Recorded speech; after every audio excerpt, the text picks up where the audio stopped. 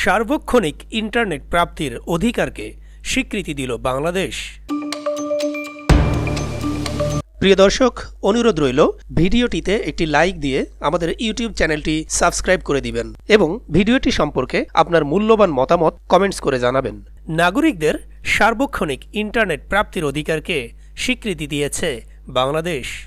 24 December মঙ্গলবার রাতে সামাজিক যোগাযোগ মাধ্যম ফেসবুকে নিজের ভেরিফাইড অফিসিয়াল পেজে এক পোস্ট দিয়ে এ তথ্য জানান তথ্য ও সম্প্রচার উপদেষ্টা মোহাম্মদ নাহিদ ইসলাম।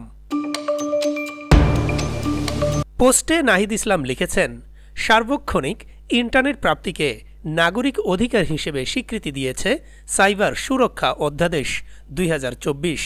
অধ্যাদেশের 2 ভ ধারা অনুযায়ী নাগরিকদের সার্বক্ষণিক ইন্টারনেট প্রাপ্তির অধিকার সাইবার সুরক্ষার অন্তর্ভুক্ত হবে। এছাড়াও আইসিটি নীতি উপদেষ্টা ফাইজ তাইয়েব আহমেদ সামাজিক যোগাযোগ মাধ্যমে লিখেছেন, দক্ষিণ এশিয়ার ইতিহাসে প্রথম দেশ হিসেবে বাংলাদেশ নাগরিকদের সার্বক্ষণিক ইন্টারনেট প্রাপ্তির অধিকারকে স্বীকৃতি দিয়েছে। কেননা নাগরিকদের সার্বক্ষণিক ইন্টারনেট প্রাপ্তির অধিকারও 2 ভ সাইবার সুরক্ষা অধ্যাদেশ 2024-এর অন্তর্ভুক্ত। এর আগে জনগণের চাহিদার কথা বিবেচনা করে অপারেটরদের মেয়াদবিহীন ইন্টারনেট প্যাকেজ চালু করতে বলেছেন তথ্য ও সম্প্রচার উপদেষ্টা।